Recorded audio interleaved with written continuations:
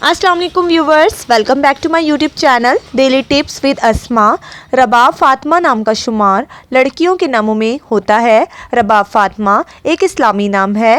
रबाब फातिमा नाम की इब्तदाई तारीख अरबी ज़बान से निकलती है। रबाब फातिमा नाम बहुत ज़्यादा पसंद किया जाता है।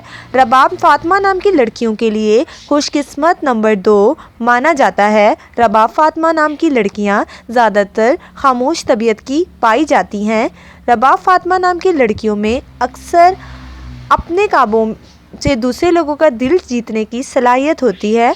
रबाब नाम की लड़कियों के लिए खुशकिस्मत दिनों में सोमवार और जुम्मे का दिन शामिल है।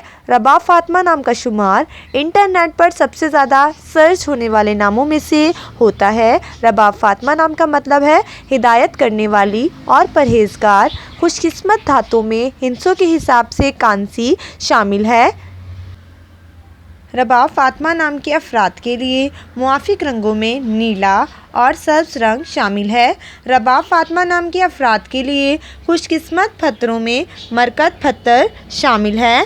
फ्रेंड्स, अगर आप अपने नाम का मतलब जानना चाहते हैं तो कमेंट बॉक्स में अपना नाम लिखें। इंशाअल्लाह हम आपके नाम की वीडियो ज़रूर बनाएंगे। Thanks for watching.